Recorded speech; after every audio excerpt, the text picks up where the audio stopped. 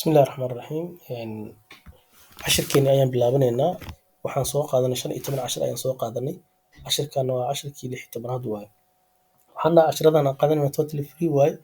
Qof walbo afka Soomaaliga ku hadlayo wuu ka faa'iideysan karaa oo wuu baran karaa. Qeybaha hoose ee kombiyuutarka uu ka kooban yahay. Qofka hadduu xataa uusan kombiyuutar waxba ka aqoonin, haddii uu bilowga kowda uu kasoo bilaabo wuu la qabsan karaa, wuu baran karaa macnaha. Maanta waxaan qaadanaynaa marka intaan cashirka gudaha u gelin waxaan horta naga heli kartaan boggeena aan ku leenahay YouTube-ka iyo TikTok-ga xirfad.com Computers and Technology ayaa naga heli kartaan. Waxaan kaloon diyaarinay buug ayaan diyaarinay buuggii qofkii rabo buuggan qofkii rabo wuu iga soo codsan karaa qofkii Muqdisho joogo wuu iga soo codsan karaa meel walba meel alaal meeshuu joogo ayaa loogu geynayaa. Buugga waa diyaar waaye $6 waaye qofkii rabo wuu iga soo codsan karaa. Marka haddii cashirkeena aan gudaha u galno maanta waxaan qaadanaynaa user authentication ayaan qaadanaynaa. Qofka markii Windows-kii aad ku shubto kombiyuutarka waxaan soo qaadanay operating system ayaan soo qaadanay Windows-ka in kombiyuutarka lagu shubo markaas ayuu kombiyuutarka ku shaqeynaa ayaan dhahay. Kombiyuutarkii ayaa ku shubtay Windows ayaa ku shubtay ama waa soo gadatay. Marka waxaa u baahan tahay login inaad sameyso. Qof walba waa inuu login sameeyaa. Horta waxaa la abuuraa marka kow waxaa la abuuraa admin password admin user ayaa la abuuraa oo by default ayaa loo abuuraa oo ku yimaadaa. Marka Windows-ka lagu shubo automatically ayaa loo sameeyaa admin user-ka. Waa kombiyuutarka qofka maamulayo. Qofkaas ayaa marka wuxuu sameynayaa qofka marka kombiyuutarka uu soo gato asaga ayaa iska leh owner-ka asaga waa. Asaa marka maamulo kombiyuutarkii. Marka qof kale hadduu abuuraayo ama qof kale hadduu abuuraayo oo user hadduu abuuro kale user-kaas login ayuu sameynayaa. Username and password ayaa la siinayaa login ayuu sameynayaa. Marka waxaa lagu sameynayaa authentication ayaa kombiyuutarka ku sameynaya. Administration-ka naftigiisa ayaa lagu sameynayaa. Password-kiisa markuu bixiyo authentication ayaa lagu sameeyaa. Authentication waa la hubinayaa, hubin waaye qofkan ma sax ba mase waa qalad ayaa la hubinayaa. Marka saddex oo waxaa la sameeyaa marka oo process uu qofka marayaa oo kombiyuutarka marsiinaya identification ayuu marsiinayaa. Qofkii markuu claim ayuu sameynayaa oo password username ayuu bixinayaa. Kadib waxaa lagu sameynayaa authentication ayaa lagu sameynayaa.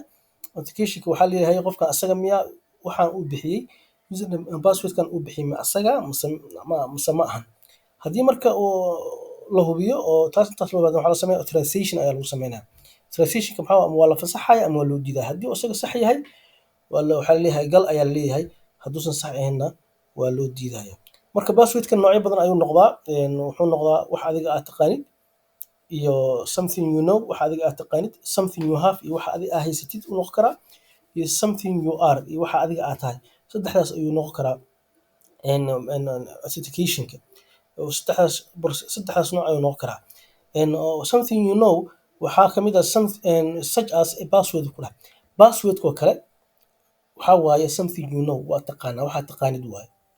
Waxaa kaloo something you have waxaa noqon kara key ama waxaa noqon ID card-ko kale in qofka kombiyuutarka ID card uu geliyo kadib markaas oo access uu yeesho kombiyuutarkii iyo wax qofka uu yahay oo kale asaga wuxuu yahay something you are waxaa tahay oo kale iyadana way noqon kartaa password-kaaga uu noqon karaa oo waxaan ka dhigi karnaa wuxuu noqon karaa muxuu ahaa fingerprint-ka oo kale suulka inaad saartid oo kale wuu noqon karaa iyadana. Marka ama face-ka oo kale in face recognition-ka oo kale adoo sameynayo oo kale in aad ku aadisid kombiyuutarkii face-kaaga kadib uu kombiyuutarkii kuu furmo waa sameyn kartaa iyadana.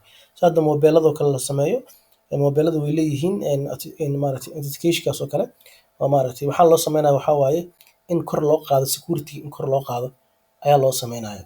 Marka cashirkan wuxuu ku saabsan yahay authentication-kaas ku saabsan user authentication-ka. User-ka authentication-ka la marsiinayo waxaa waaye is a security measure. Waa qaab oo security in which computer user proves his or her identity. Qofka kombiyuutarka isticmaalayo ama dumar ha ahaado ama rag ha ahaado waa in la hubiyaa waa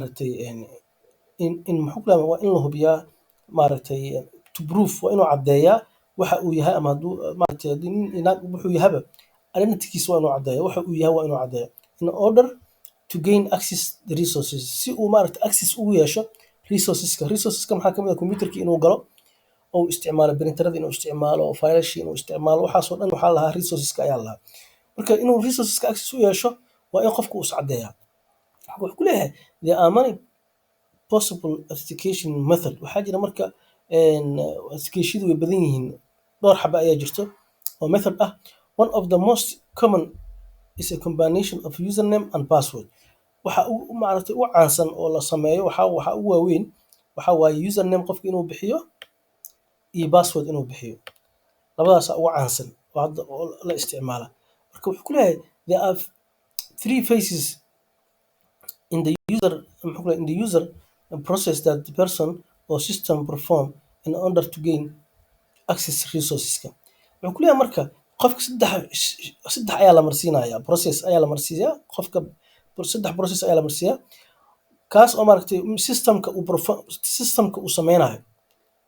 Systemka wuxuu sameynaa inuu hubiyo ayuu sameynaa. Systemka waxa computerka aan ku hubinayo wuxuu ku leeyahay qofkan ma sax baa, wuxuu fiirinaya databasekiisa ayuu fiirinaya, ku fiiriyo wuxuu leeyahay username and passwordkan qofkan uu bixinayo asaga miya, ma usernamekii passwordkii intuu ku samaysnaa miya, hadduusan ku samaysnin wuxuu ku leeyahay maya, hadduu sax yahayna wuxuu ku leeyahay gal ayuu ku leeyahay si oo maaragtay access ugu yeelato resourceska.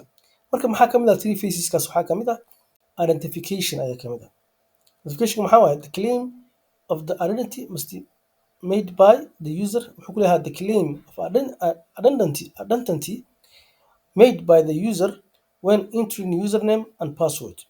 Wuxuu ku leeyahay marka identificationka waxaa waaye claimka uu qofka identitygiisa uu sameynayo, identitygiisa uu sheegaya aniga waxaan ahay hebel iyo hebel ayuu leeyahay. Marka wuu gelinaya wuxuu leeyahay hebel iyo hebel ayaan ahay, waa gelinaya username and passwordkiisa uu gelinaya. taas waxaa la dhahaa identification ayaa la dhahaa. Qofkii asaga ayaa iscadeynaya leeyahay. Processka labaad waxaa waaye authentication. Wuxuu ku leeyahay marka the verification of the claim. Claimkaas la sameynayo usernamekaas and passwordkaas la sameynayo ayaa waxaa la dhahaa authentication ayaa la dhahaa. Authentication ayaa la marsiinaya marka. Kadib markii claimka uu sameeyo oo verificationka lagu sameeyo oo la hubiyo oo la yiraahdo qofkii marka computerka uu dhahoyo qofkan asaga miya asaga ma ahan, kadib waxaa la sameynaya authorization ayaa la sameynaya. Authorization ayaa la sameynaya the action taken as the result of verifying the claim.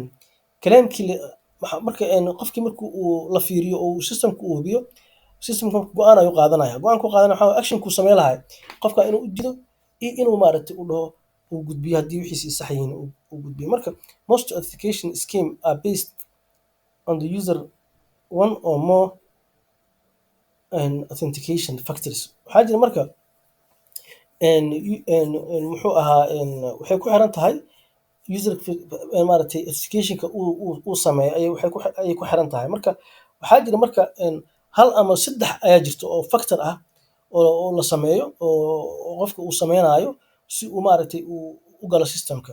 Waxyaabo uu isticmaalo ayaa jiro. You can marka combine these authentication factors for a multi-factor authentication. Wuxuu ku leeyahay marka qofkan wuu isku dari karaa uu ku leeyahay marka waxaan uu sameynaa passwordkiisa iyo qaabka wax u maaragtay oo systemka uu ku geli lahaa asaga ayaa sameysanayo. Wuxuu sameysan karaa marka hal ama labo ama saddex maaragtay factor ayuu sameyn karaa si uu u galo computerka. Macnaha passwordkiisa ayuu wuxuu ka dhigi karaa dhowr nooc ayuu ka dhigi karaa. Intaasuu rabaa marka passwordkiisa wuxuu ka dhigi karaa dhowr nooc. Noocyada maxay noqon karaa marka these factors include factoradaas maxay noqon karaa marka something you know, qofka wuxuu yaqaano such as waxaa kamid ah a password qofka inuu bixiyo username and password uu bixinaa. Password ayuu bixinaya. Passwordka maxaa waaye wax adiga aad taqaanid waa oo adiga kugu qarsoon ayaa password ku ah wax aad taqaanid waa. Marka waxaa waaye something you know waa. Marka waxaa kaloo noqon karaa something you have, wax aad haysatid wuu noqon karaa. Maxaa kamid ah marka keyga oo kale ama waxaa kamid ah ID cardka oo kale wuxuu noqon karaa factor ayuu ku noqon karaa waxa maaragtay waxa ku geli karta ayuu ku noqon karaa. Username macnaha wuxuu ku noqon karaa ID ayuu ku noqon karaa oo ku geli karta computerka. Kaasna wuxuu noqonayaa something you have waa wax adiga gacanta ku haysatid waa ID. Waxaa kaloo jira marka something you are, wax adiga aad tahay, wax adiga ahaan physically jirkaaga wax ku saabsan ayuu noqon karaa. Maxaa kamid ah including physical characteristics waa mujida. Waxaa kamid ah marka such as fingerprinterka ayaa kamid ah. Fingerprinterka waxaa waaye suulkaaga ama fartaada inaa maaragtay aad maaragtay ka dhigato passwordkaaga aad ka dhigato. Marka saddexdaas qayb ayuu noqon karaa. Macnaha factorada oo qofka uu sameysan karaa something you know, oo passwordkii username and passwordkii ah, something you have wax adiga aa haysatid oo kale oo ID kaarka ama keygii oo kale, something you are iyo waxa adiga aad tahay physical maaragtay characteristics-kaaga macnaha waxa adiga physicalkaaga ah, gacantaada ama wejigaaga ama indhahaaga, waxaas oo dhan waxay noqon karaan wax adiga physicaliyan jirkaaga ku saabsan waay. So marka taasna way kuu noqon kartaa oo way ku maaragtay computerkii waa ku fura kartaa. So marka wuxuu ku leeyahay marka multi-factor authentication waxaa jira marka dhowr qaybood oo la isku geeyey oo maaragtay authentication kuu sameynaya. Is any authentication scheme that requires validation of two or more authentication factor. Wax kuu sameynayo validation in lagu ogolaado waxay noqon karaan labo ama hal iyo wax ka badan authentication ay noqon karaan. Marka it can be any combination of who you are, waxay noqon karaan adoo isku daraayo kale waxa adiga aad tahay, waxa adiga aad tahay oo maaragtay fingerprinter-kaaga ah, what you have iyo waxa aad haysatid ID-gaaga waa isku diri kartaa macnaha. Password waxaa ka dhigi kartaa wax adiga aad haysatid oo ID kaarka ah iyo waxaa ka dhigi kartaa wax adiga aad tahay. Macnaha fingerprinter iyo waxaa isku diri kartaa si security-ga loo adkeeyo iyo waxaa isku diri kartaa ID kaar ayaa isku diri kartaa. Iyo what you know iyo wuxuu ku leeyahay where you are iyo meesha aad joogto oo kale waa ka dhigi kartaa iyadana oo maaragtay waxaa ka dhigi kartaa Muqdisho oo kale, muxuu ahaa Soomaaliya oo kale ayaa dhihi kartaa macnaha passwordkaaga. Taas marka waxay ku noqonaysaa oo waa security ku adkeynaysaa oo macnaha meesha aad joogtid hadhowdii macnaha waxaa ka dhigi kartaa marka qaar oo kale markii aad email sameynayso oo kale waxay ku leeyihiin si hadhowdii passwordka hadduu kaa lumo aad u soo macnaha wax aad ku soo xasuusato waxay ku weydiinayaan su'aalooyin ku weydiinayaan ku dhahayaan passwordka kaa dhuma mogtahay waxaa rabaa password macnaha forgot password inaad dhahdo oo kale ayaa rabtaa oo passwordkaaga aad soo ceshitay. Marka waxay ku weydiinayaan waxay ku leeyihiin wax adi hore u gelisay ay ku weydiinayaan waxay ku leeyihiin the city oo kale magaalada adiga magaalada aad ku dhalatay oo kale ay ku weydiinayaan magaalada aad ku dhalatay xagee waaye oo kale ay ku dhahayaan.